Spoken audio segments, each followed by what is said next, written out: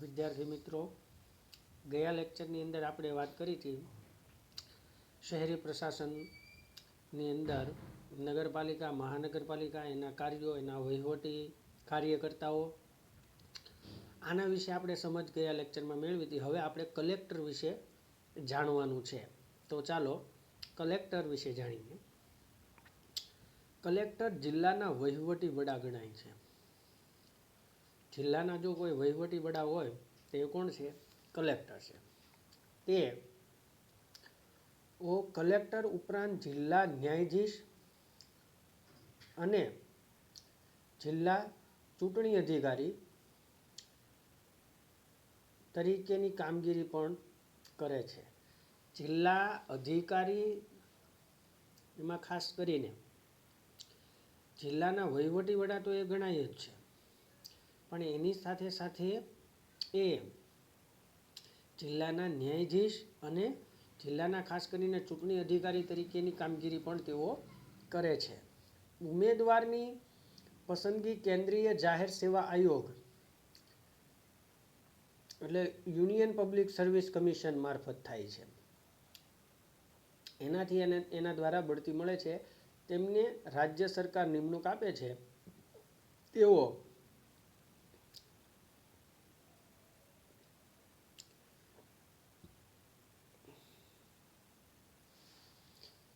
તેઓને રાજ્ય સરકાર નિમણૂક આપે છે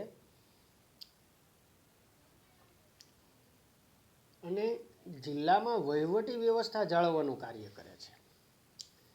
એટલે કે જિલ્લા કલેક્ટરની કામગીરી ખૂબ વિશાળ હોય છે. જિલ્લાના વહીવટી વડા ગણાય છે, જિલ્લાના ન્યાયાધીશ ગણાય છે, જિલ્લાના ચૂંટણી અધિકારી તરીકેની પણ કામગીરી કરે છે, જિલ્લામાં વહીવટી વ્યવસ્થા સંભાળવાનું પણ કાર્ય કરે છે.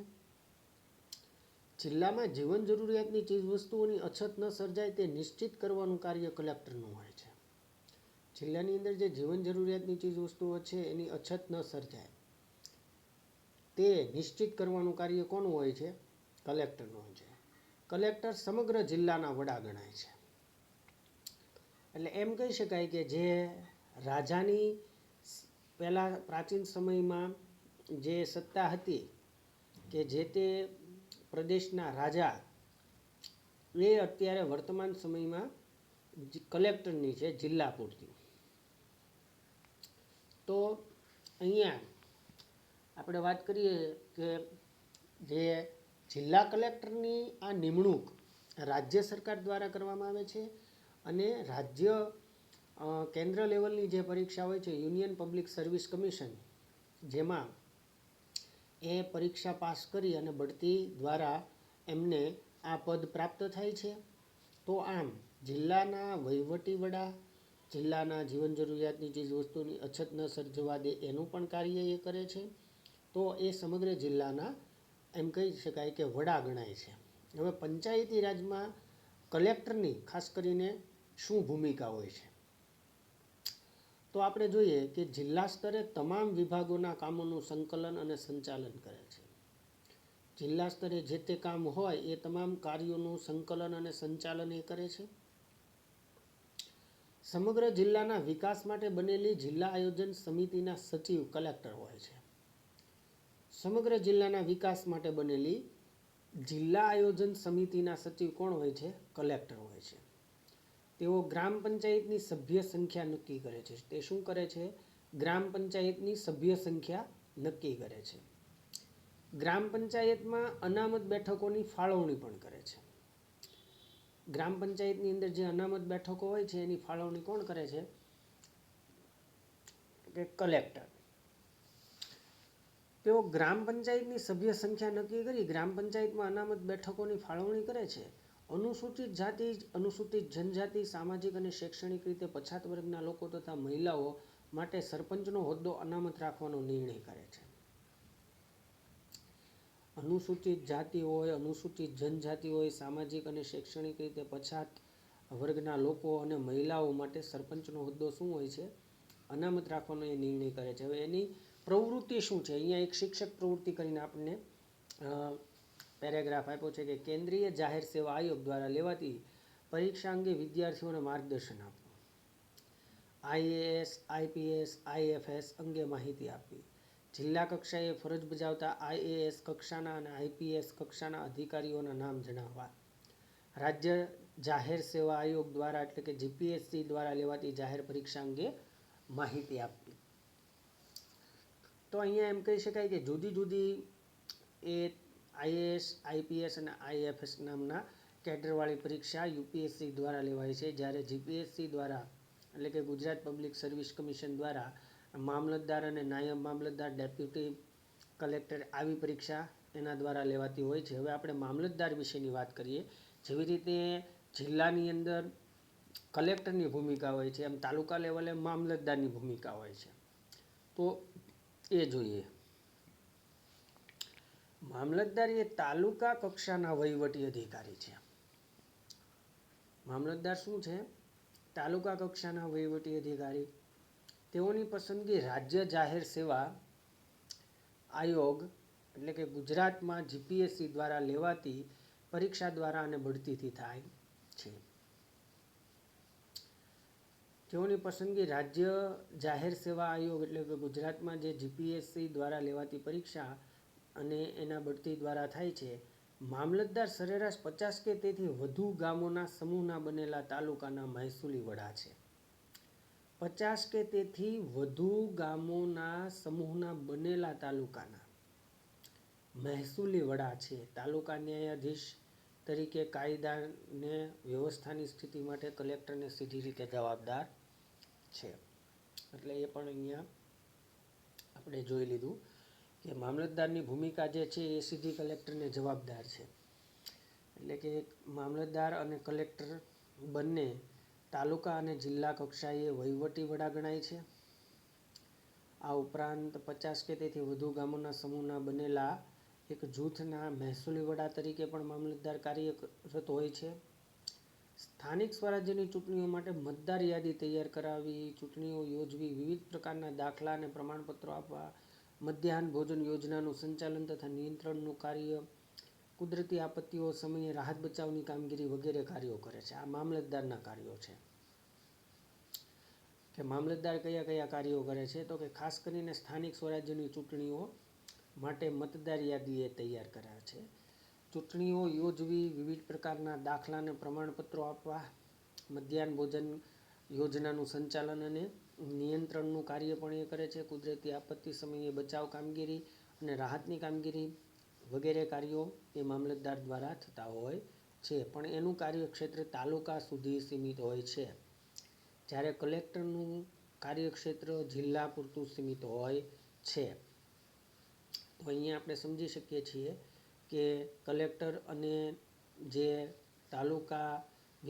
તાલુકાની અંદર મામલતદાર જે છે એ બંનેના કાર્યક્ષેત્ર અલગ અલગ છે. અલગ અલગ સીમામાં રહીને બેયને કાર્યો કરવાના હોય છે, પણ બંનેની કામગીરી લગભગ સમાન હોય છે. ખાસ અહીંયા નોંધનીય બાબત એ છે કે કલેક્ટરનું કાર્ય વધારે જવાબદારીવાળું હોય છે મામલતદાર કરતાં. તો હવે આપણે લોક અદાલતની વિશે વાત કરીએ. ગરીબ અને સામાજિક રીતે પછાત વર્ગના લોકો કુદરતી આપત્તિઓનો ખાસ કરીને ભોગ બનનાર વ્યક્તિ, ઓછી આવક ધરાવનાર વ્યક્તિ કોઈ પણ કારણોથી ન્યાય મેળવવામાં વંચિત ન રહે તે માટે લોક અદાલતો સ્થાપવામાં આવે છે. શું કરવામાં આવે છે? ગરીબ અને સામાજિક રીતે પછાત વર્ગના લોકો, કુદરતી આપત્તિનો ભોગ બનનાર વ્યક્તિ અને ઓછી આવક ધરાવનાર વ્યક્તિ કોઈ પણ કારણોથી ન્યાય મેળવવામાં વંચિત ન રહે તે માટે લોક અદાલતો સ્થાપવામાં આવે છે. બંને પક્ષો સંમત હોય તેમને લોક અદાલતમાં બોલાવવામાં આવે છે. બંને પક્ષો સંમત હોય તેમને લોક અદાલતમાં બોલાવવામાં આવે છે. લોક અદાલત એ તકરાર નિવારણનો શ્રેષ્ઠ વિકલ્પ છે. અહીંયા લોક અદાલત કોની માટે રાખવામાં આવી છે? કે જે વ્યક્તિ ખાસ કરીને ઓછી આવક ધરાવે છે, સમાજની અંદર જે સામાજિક અને શૈક્ષણિક રીતે પછાત છે, કુદરતી આપત્તિનો ભોગ બને છે, આવા લોકો માટે લોક અદાલતની સ્થાપના થઈ છે. કારણ કે તેઓ ન્યાયથી વંચિત ન રહી જાય એની પાછળનો હેતુ રહેલો છે. તકરાર નિવારણનો શ્રેષ્ઠ વિકલ્પ છે લોક અદાલત. કોઈની ન હાર, કોઈની ન જીત એ રીતે લાંબા સમયથી મુદતો પડતી હોય એવા કેસોનો નિકાલ થાય છે. જે કેસોની લાંબા સમયથી મુદત પડતી હોય એવા કેસોનો નિકાલ ક્યાં થાય છે? તો કે લોક અદાલતમાં. તેમાં કેસ મૂકવા માટે પક્ષકારોને કોઈ ખર્ચ કરવાનો રહેતો નથી. કોર્ટ કચેરીમાં લાંબા સમયથી પડતર રહેલા કેસોનો બંને પક્ષોને સંતોષકારક અને સમાધાનકારી રીતે ન્યાય મળે છે. ખાસ કરીને જે અહીંયા વાત કરેલી છે કે કોઈની ન હાર કોઈની ન જીત, એને એ રીતે લાંબા સમયથી જે મુદતો પડતી હોય એવા કેસોનો નિકાલ થાય છે. તેમાં કેસ મૂકવા માટે પક્ષકારોને કોઈ ખર્ચ કરવાનો રહેતો નથી. કોર્ટ કચેરીમાં લાંબા સમયથી પડતર રહેલા કેસોનો બંને પક્ષોને સંતોષકારક અને સમાધાનકારી રીતે ન્યાય મળે છે. વારંવાર મુદતે ધક્કા ખાતા પક્ષકારો, સાક્ષીઓ વગેરેને પડતી મુશ્કેલીઓમાંથી લોક અદાલત મુક્ત કરે છે. જે ખાસ કરીને એમ કહી શકાય કે વારંવાર ધક્કા ખાવા પડે મુદતે પક્ષકારોને, સાક્ષીઓને વગેરેને પડતી જે મુશ્કેલીઓમાંથી લોક અદાલત છે એ મુક્ત કરે છે. સમાધાન સમજૂતી શક્ય ન બને તો લોક અદાલત દ્વારા કેસો હાથ પર લઈને નિર્ણય આપે છે. સમાધાન સમજૂતી શક્ય ન બને તો લોક અદાલત દ્વારા કેસો હાથ પર લઈને નિર્ણય આપે છે, જે તમામ પક્ષકારોને માન્ય રહે છે. શું રહે છે? તમામ પક્ષકારોને માન્ય રહે છે. લોક અદાલતનો હુકમ અંતિમ રહે છે. લોક અદાલતથી વિવાદનો અંત આવે છે. બંને પક્ષોને, ખાસ કરીને શું કીધું છે? બંને પક્ષોને ન્યાય મળે છે અને પરસ્પર ઝઘડતા માણસો વચ્ચે સમાધાન થાય છે. બંને પક્ષોને ન્યાય મળે છે અને પરસ્પર ઝઘડતા માણસોને ન્યાય મળે છે અને સમાધાન થાય છે. નાણાં અને સમયનો પણ બચત થાય છે. એટલે ખાસ લોક અદાલતની કામગીરી ખૂબ મહત્વની અહીંયા છે. ગુજરાત કાનૂની સેવા સત્તામંડળ ગુજરાત હાઈકોર્ટ અમદાવાદ દ્વારા ગુજરાત રાજ્યના જિલ્લાઓમાં કાયમી લોક અદાલતની સ્થાપના કરવામાં આવેલ છે. કાયમી લોક અદાલતમાં કેસ દાખલ કરવા માટે અથવા કોઈ કાર્યવાહી કરવા માટે કોર્ટ ફી ભરવાની રહેતી નથી. ખાસ અહીંયા એ બાબત નોંધનીય છે કે લોક અદાલતમાં કેસ દાખલ કરવા માટે અથવા કોઈ કાર્યવાહી કરવા માટે કોર્ટ ફી ભરવાની રહેતી નથી. તો અહીંયા આપણે વિદ્યાર્થી મિત્રો આ પ્રકરણની ચર્ચા પૂર્ણ કરીએ છીએ એ પહેલાં આપણે સૌપ્રથમ જે અભ્યાસ કર્યો છે આ પ્રકરણને ધ્યાનમાં રાખીને જે મુદ્દાઓનો એની ફરીવાર જરાક નામની યાદી જોઈ લઈએ. સૌપ્રથમ આપણે સ્વરાજ્યની સંસ્થામાં ગ્રામ્ય કક્ષાએ જે સ્વરાજ્યની સંસ્થા અને શહેરી કક્ષાએ સ્વરાજ્યની સંસ્થા છે એના વિશે માહિતી મેળવી. ગ્રામ્ય કક્ષાએ વાત કરીએ તો ગ્રામ પંચાયત, તાલુકા પંચાયત અને જિલ્લા પંચાયતની વાત કરી. શહેરી કક્ષાએ વાત કરીએ તો નગરપાલિકા અને મહાનગરપાલિકાની વાત કરી. ગ્રામ્ય કક્ષાએ જે ગામના વડા હોય એને સરપંચ કહેવાય છે. તાલુકા કક્ષાએ આપણે વાત કરીએ તો એને પ્રમુખ કહેવાય છે. અને જિલ્લા કક્ષાએ વાત કરીએ તો એ પણ પ્રમુખમાં આવે છે. આ ઉપરાંત નગરપાલિકા અને મહાનગરપાલિકામાં તો કે ચીફ ઓફિસર અને મેયર ગણવામાં આવે છે, જે બંનેની ભરતી રાજ્ય સરકાર દ્વારા કરવામાં આવે છે. ગ્રામ્ય કક્ષાએ વહીવટ કરનાર જે હોય છે એ તલાટી કમ મંત્રી હોય છે. તો આવી રીતે અને તાલુકા કક્ષાએ હોય એ તાલુકા વિકાસ અધિકારી, જિલ્લા કક્ષાએ જિલ્લા વિકાસ અધિકારી. આમ જુદી જુદી માહિતી આપણે ગ્રામ સ્વરાજ્ય સંસ્થાની હેઠળ અભ્યાસ કર્યો એ માહિતીનો. એવી જ રીતે શહેરી પ્રશાસનની સ્વરાજ્યની સંસ્થામાં નગરપાલિકા અને મહાનગરપાલિકાની ચર્ચા કરી. ત્યારબાદ આપણે એમના વહીવટી કાર્યો, એમની રચના, એની સભ્ય સંખ્યા એના વિશે વાત કરી. ત્યારબાદ આપણે કલેક્ટર વિશે વાત કરી. કલેક્ટરની ભૂમિકા, કલેક્ટરનું જિલ્લા પંચાયતમાં શું મહત્ત્વ હોય છે, કલેક્ટર કેવી રીતે બની શકાય છે, બનવા માટે કઈ કઈ પરીક્ષા આપવી પડે છે. તો એમાં યુપીએસસી દ્વારા આઈએએસ, આઈપીએસ અને આઈએફએસ એમ 3 પ્રકારની પરીક્ષા યોજવામાં આવે છે. આઈએએસ એટલે ઇન્ડિયન એડમિનિસ્ટ્રેશન સર્વિસ થાય, જે વહીવટી વડા જિલ્લાના ગણાય છે. આઈપીએસ એટલે ઇન્ડિયન પોલીસ સર્વિસ, જે જિલ્લાના પોલીસના વડા ગણાય છે. અને આઈએફએસ એટલે ઇન્ડિયન ફોરેસ્ટ સર્વિસ, જે વન્ય રક્ષકના એટલે કે વન્યજીવો સંરક્ષણના વહીવટી વડા ગણાય છે. ત્યારબાદ આપણે જિલ્લા કલેક્ટરની ભૂમિકા, જિલ્લામાં એનું શું મહત્ત્વ હોય છે, જિલ્લા કલેક્ટરના શું શું કાર્યો હોય છે, એટલે એ વહીવટી વડા ગણાય છે, જિલ્લાના ન્યાયાધીશ પણ ગણાય છે.